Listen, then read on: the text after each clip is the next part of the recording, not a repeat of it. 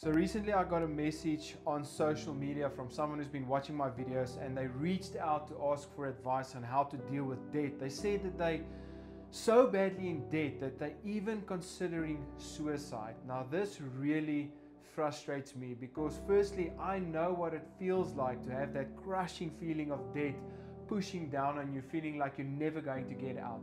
But secondly, it also frustrates me because I know that there's a way out and there's a practical application that will enable you to become debt-free and not have that pressure on you anymore.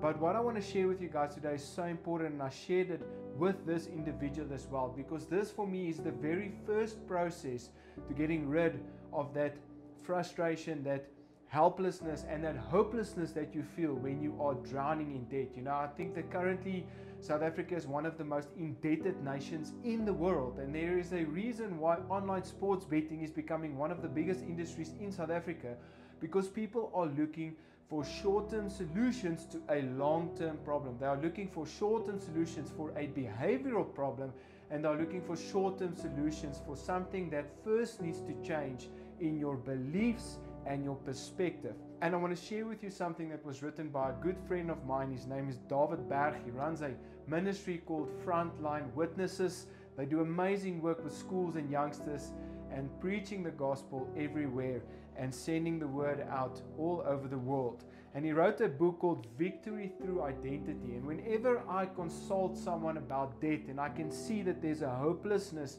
a despair inside of them, before I actually start sharing the practical applications of how to get out of debt and the methods that we use and recommend for getting out of debt, I want to make sure that they understand this and believe what is said here, the application of this first and foremost, because this is more about your beliefs and understanding something very, very important when it comes to debt.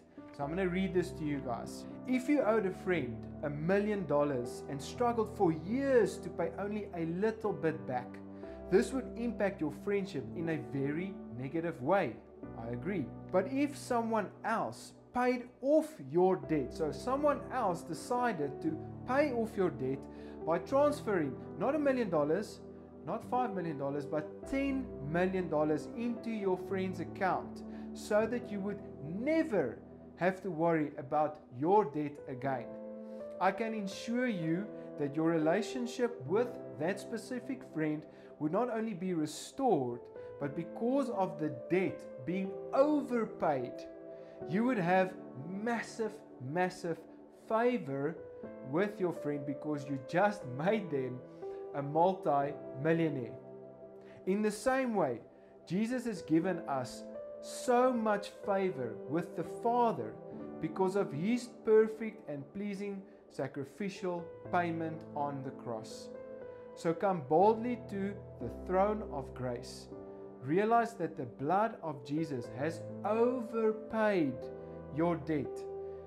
You will always have favor with the Father because of Jesus' perfect sacrifice on the cross. You know, it's fascinating that when you look in the Old Testament where it says that the serpent deceived Eve, that word deceived, translated in the original Hebrew language, actually means debt, that she was indebted to Satan, to the serpent. And that is why the only way that that debt could have been repaid is through the blood of Christ. And He didn't just pay our debts, He overpaid our debts. But I wanted to share this message because I want you to know that for anyone and everyone out there, your debt hasn't just been paid, it has been overpaid. That doesn't mean you should now go and make as much debt as you want and not worry about it, because that will crush you, trust me. But if you're going to start applying the practical process of getting out of debt, it will never work as well as if you first know that no debt, no matter what amount of debt, can hold you back from what Christ has done for us, for every single one of us on the cross. And if you get that and you start working on the practical application, then you will start winning and actually start moving forward.